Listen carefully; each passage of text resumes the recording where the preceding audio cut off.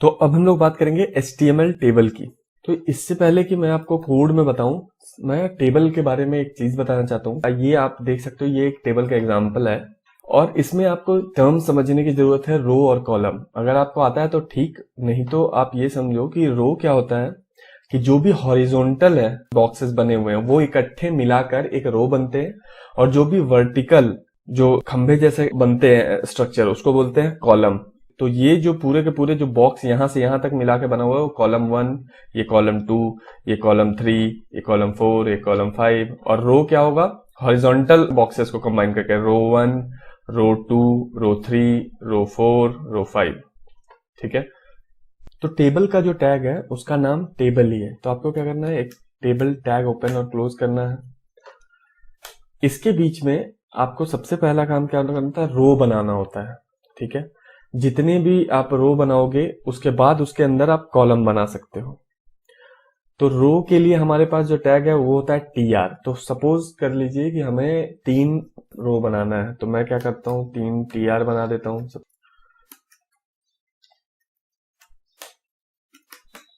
ठीक है। अब हमारे पास 3 रो बन चुके हैं।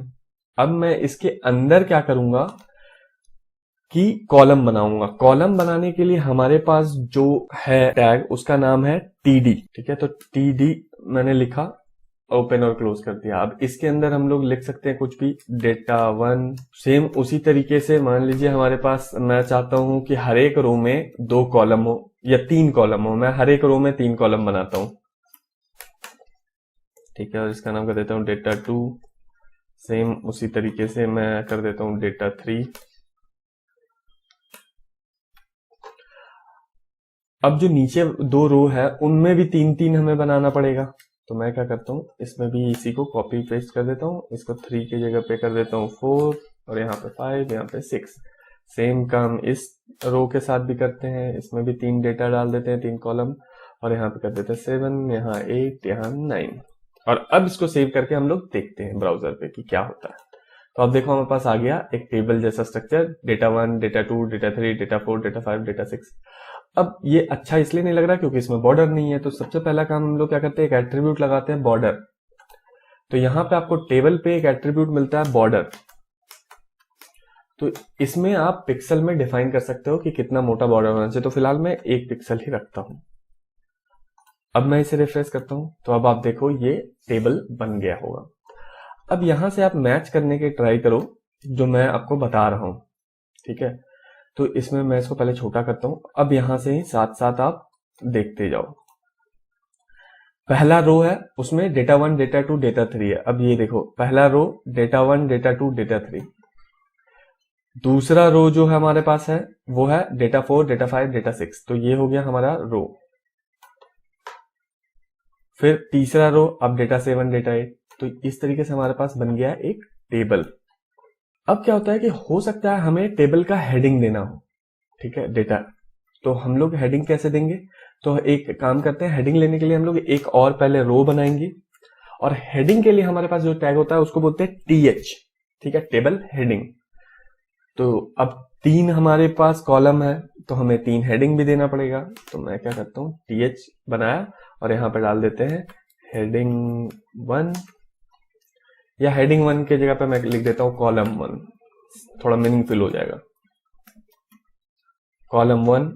अब 3 कॉलम है तो मुझे इसको कॉपी करके 2 बार और पेस्ट करना पड़ेगा। इसका नाम कर देता हूँ कॉलम 2, इसका नाम कर देता हूँ कॉलम 3। अब अगर आप यहाँ पे जाके देखोगे तो देखोगे ये बोल्ड में आ रहा है क्योंकि ये हमारा हेडिंग है, कॉलम 1, कॉलम 2, कॉलम 3। ठीक है, आप ये देख सकते हो। तो ये हमारे पास टेबल बन के आ गया। अब जरूरी नहीं है कि आप ऊपर ही हेडिंग लो, हो सकता है आप रो में हेडिंग लेना चाहते हो। अभी क्या है, ये कॉलम वाला हेडिंग है कि यहाँ पे डेटा इस कॉलम से रिलेटेड है, यहाँ पे डेटा इस कॉलम से रिलेटेड है। हो सकता है आप रो में लेना चाहते हो हेडिंग। तो हमें क्या करना पड़ेगा, यहां से 2 TD उठाकर कॉपी करके मैं क्या करता हूं, यहां पे पेस्ट कर देता हूं, और हर एक TH को हर रो में डाल देते हैं एक एक। ठीक है, तो यहाँ पे मैं कॉपी पेस्ट कर देता हूँ, इसको भी कट करके मैं यही काम करूंगा। मतलब अब हमें हर एक रो में एक TH रखना होगा, सेम यहाँ पे। लेकिन अब इसका नाम हम लोग कॉलम करके हटा के रो कर देते हैं ताकि मीनिंगफुल हो और समझ में आए आपको। रो 1, इसका नाम होगा रो 2, इसका नाम होगा रो 3 और ये हो जाएगा हमारा रो 4।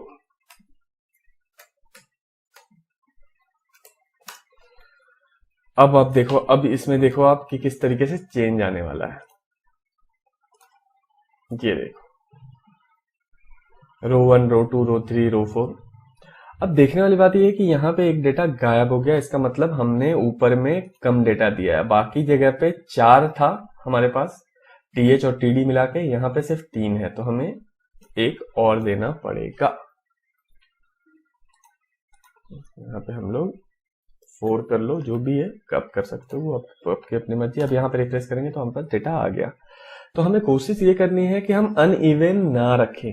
अगर आप चाहते हो कि अनइवन करना है तो उसके लिए दूसरे प्रॉपर्टी है, वो मैं आगे आपको बताऊंगा, बट आपको कोशिश करनी है कि सारा का सारा सेम रहे, हर रो या हर कॉलम बराबर ही रहे।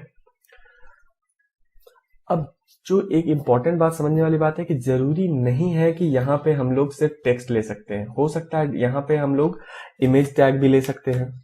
इमेज लिया और हम लोग यहाँ पे दे सकते हैं इमेजेस, image.png, जो मैं आपको पहले दिखा चुका हूं। और यहाँ पे क्या करते हैं हम लोग, इमेज के जगह पे, यहाँ पे डेटा के जगह पे एक एंकर टैग ले लेते हैं google.com का, https www.google.com, यहाँ पे डाल देते हैं गूगल। ठीक है, तो कुछ भी आप HTML यूज कर सकते हो इस TD के अंदर। अगर आपको ये देखने में अच्छा नहीं लग रहा तो आप इसको इंडेंट भी कर सकते हो अपने हिसाब से। ये देखो मैंने कर दिया। अब जब मैं इसको रिफ्रेश करूंगा तो देखो क्या हुआ, एक रो बना, उसके अंदर एक, दूसरे वाले में एक इमेज आ गया, तीसरे वाले में एक लिंक आ गया और चौथे वाले में डेटा आ गया। तो आप देख सकते हो किस तरीके से ये चेंज हुआ। तो आप जरूरी नहीं है कि सिर्फ टेक्स्ट यूज करना है, आप कुछ भी HTML एलिमेंट यूज कर सकते हो टेबल के अंदर। अब जो बात आता है, जो मैंने आपको बताया था कि कंबाइन करना है, तो क्या करेंगे, हो सकता है मैं चाहता हूं कि यहाँ पे डेटा 2 डेटा 3 रहे, मतलब इस रो में 4 कॉलम रहे बट इसमें 3 हो जाए, ये दोनों को कंबाइन कर दें। तो वो किस तरीके से करेंगे हम लोग। अब हमें अगर हमें रो कंबाइन करनी है तो हम लोगों के पास आता है रो स्पैन, और कॉलम कंबाइन करना है तो हमारे पास क्या आता है, कॉल स्पैन। तो अभी हमें क्या करना है, कॉलम कंबाइन करना है, मतलब गूगल और डेटा 4 को एक कर देना है। तो हमें क्या करना होगा, इसके लिए हम जाके गूगल वाले में लिख देंगे, गूगल वाला जो TD है उसमें हम लोग यूज करेंगे कॉल स्पैन, कॉल स्पैन। अब 2 को मिक्स कर रहे हैं तो हम लोग क्या कर देंगे, 2 लिख देंगे। अगर यहाँ पे 3 कॉलम को मिक्स कर रहे थे तो 3 लिखते हैं, और जब 2 को मिक्स करके एक बना ही दिया है तो इसकी तो अब जरूरत है नहीं, तो इसको हटा देते हैं। अब अगर आप यहाँ पे जाके रिफ्रेश करोगे तो आप देखोगे कि ये दोनों को कंबाइन करके गूगल बन गया हमारे पास। देख रहे हो, नीचे 2 डेटा है लेकिन ऊपर 1। अब इसी तरीके से मैं, हो सकता है रो 2 और रो 3 को कंबाइन करना चाहूं, तो रो कंबाइन करने के लिए मैंने आपको बताया क्या हमें देना है, रो स्पैन। तो अब रो 2 पे जाएंगे और यहां पे हम लोग डिफाइन करेंगे एक एट्रीब्यूट रो स्पैन। अब 2 को कंबाइन करना था, यहां पे मैं क्या करता हूं, 3 कंबाइन करता हूं ताकि आप लोगों को समझ में आए कि मल्टीपल। अभी मैंने 2 बताया कॉल स्पैन में, यहाँ पे 3 बता देता हूं। तो यहाँ पे 3 मैंने कर दिया। तो अब मुझे क्या करना पड़ेगा कि इसी के जस्ट नीचे वाला जो TD या TH होगा उसको हटा देना पड़ेगा, तभी तो वो कंबाइन करके दिखा रहा है। अगर आप रखोगे तो वो गड़बड़ हो जाएगा। तो एक काम करता हूं, पहले मैं रख के ही दिखाता हूं आपको। चलो आप रख लिया और इसको रिफ्रेश करते हैं। अब देखो ये क्या हो गया, रो 3 रो 4 इधर आ गया, ये स्ट्रक्चर गड़बड़ हो गया। तो हम लोग क्या करेंगे, यहां से नीचे से ये हटा देंगे रो 3 और रो 4, क्योंकि हम लोग 3 रो को कंबाइन कर रहे हैं। तो एक तो ये खुद हो गया और 2 रो ये हो गया। तो हमें अब यहाँ पे आप देखोगे अच्छे से मिल जाएगा। देखो यहाँ पे कॉलम हो गया था, यहाँ पे रो कंबाइन हो गया 3। हमने 3 दिया था तो 3 कंबाइन करके 1 बन गया, यहाँ पे 2 दिया था तो 2 कंबाइन करके 1 बन गया। तो यही होता है कॉल स्पैन और रो स्पैन। ये आपको बहुत ज्यादा यूज आएगा, बहुत ज्यादा। तो इसको समझने के लिए आप प्रैक्टिस कर सकते हो, ये इतना हार्ड भी नहीं है। अब एक चीज होता है इसमें टेबल में, कैप्शन करके। तो कैप्शन का मतलब क्या होता है कि टेबल का नाम को हम लोग कैप्शन में देते हैं। तो आप यहाँ पे कैप्शन टैग यूज कर सकते हो। तो यहाँ पे मान लो मैं यूज कर सकता हूँ टेबल एग्जाम्पल। तो ये क्या हो जाएगा कि टेबल के साथ जाके कंबाइन हो जाएगा। देखो ये कंबाइन हो गया। तो ये मतलब एक तरह से टेबल का हेडिंग होता है कि ये टेबल का नाम होता है। तो टेबल का नाम को आप कैप्शन में देते हो, जरूरी नहीं है कि आप कैप्शन में दो, आप टेबल के बाहर p tag h1 tag use करके दे सकते हो, बट कैप्शन करोगे तो क्या होगा, कनेक्ट हो जाएगा उस टेबल से। मतलब सर्च इंजन और ब्राउजर को समझ में आता है कि टेबल का मेन हेडिंग या कैप्शन यही है। अब जो मैं आपको बताने जा रहा हूं वो चेंजेस कुछ नहीं करेगा यूआई में, यूआई बिल्कुल सेम रहेगा, बट आपके लिए बेटर होता है ये काम करना। वो है क्या, आप टेबल को 3 पार्ट में डिवाइड करते हो, टेबल का हेडिंग, टेबल का बॉडी और टेबल का फुटर। तो वो एग्जांपल बताने के लिए हम लोगों को फिर से बैक वही जाना पड़ेगा जहां पे हमने कॉलम का दिया था एग्जांपल, जहां पे हेडिंग हमने कॉलम में लिया था। तो मैं फिर से उसी पॉइंट पे आ गया हूं जहां पे हमने कॉलम में हेडिंग लिया था। अब मैं इसको आपको रिफ्रेश करके दिखा देता हूं। अब देखो अब ये ऐसा हो गया।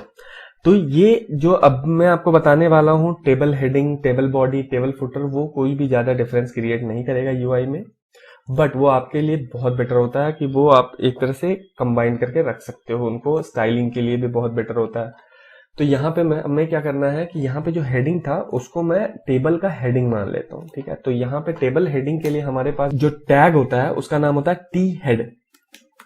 टी हेड, मैंने टी हेड ऑन किया और टी हेड क्लोज कहाँ करना है, जहां पे ये टी आर क्लोज हो रहा है। तो इसको पहले इंडेंट कर देते हैं और यहाँ पे हम लोग टी हेड क्लोज कर देते हैं। तो अब अगर आप यहाँ पे आकर रिफ्रेश करके देखोगे तो कोई फर्क नहीं पड़ा, बट यहाँ पे अगर आप देखोगे तो आपको क्लियरली पता चल रहा है, अच्छा ये हेडिंग वाला जो रो है वो ये है। अब अगर आप चाहो तो इसको स्टाइल भी दे सकते हो, तो स्टाइल एट्रीब्यूट यूज कर लेते हैं हम लोग यहाँ पे, और यहाँ पे कर देते हैं कलर रेड। अभी क्या है, अगर आपको ये समझ में नहीं आ रहा हो कि ये क्यों कर रहे हैं, तो ये CSS है। मैं जब CSS में आऊंगा ये आपको क्लियर हो जाएगा उस समय। फिलहाल के लिए मैं आपको दिखाना है, बस ये चाह रहा था कि टी हेड क्यों ये अलग यूज करते हैं, ताकि आप स्टाइल कंबाइन कर सको इन पूरे के पूरे रो को। अब मैं अगर रिफ्रेश करूंगा तो अब देखोगे कॉलम का नाम क्या हो गया, रेड कलर में हो गया। उसी तरीके से आप बॉडी कर सकते हो यहाँ पे। तो टी हेड हो गया, अब जो पूरा का पूरा डेटा है वो बाकी बॉडी में आ जाएगा। तो बॉडी के लिए हमारे पास जो टैग है उसके वो है टी बॉडी। अब टी बॉडी को हम लोग एंड कर देंगे जहां पे हमारा पूरा का पूरा रो खत्म हो रहा है बाकी डेटा का। अब यहाँ पे सेव कर दिया। अब इसी तरीके से अगर मैं यहाँ पे भी चाहूँ स्टाइल करना अलग टी बॉडी को, तो मैं इसको भी स्टाइल कर सकता हूँ। इसमें हम लोग कलर क्या करें, ग्रीन दे देते हैं। अब देखो बाकी का बाकी हमारे पास डिफ्रेंशिएट करने के लिए हो गया। और उससे भी स्टाइल से ज्यादा इंपॉर्टेंट ये होता है कि आपको देखने में यहाँ पे जब आप कोड कर रहे होगे बहुत बड़ा डेटा होगा तो आपको पता चल जाएगा कि कौन सा रो सिर्फ उसका नाम है और कौन सा डेटा है। और अगर ये बहुत लंबा डेटा बनता है जब आपको स्क्रॉल करना पड़ रहा है तो टी हेड ऊपर चला जाएगा, आपको दिख नहीं रहा होगा। तो उसके लिए हम क्या करते हैं कि एक और हमारे पास चीज होता है कि टी फुटर। टी फुट में क्या करते हैं कि हम लोग फिर से वही हेडिंग दे देते हैं, ताकि अगर कोई बहुत स्क्रॉल करके नीचे भी आया तो उसको पता चल सके कि कौन सा कॉलम का नाम क्या है। तो मैं क्या करता हूं कि ये टी हेड को भी कॉपी कर लेता हूं और नीचे सेम टी बॉडी के बाद पेस्ट कर देता हूं। बस ये टी हेड का नाम को मैं टी फुट कर दूंगा, टी फुट।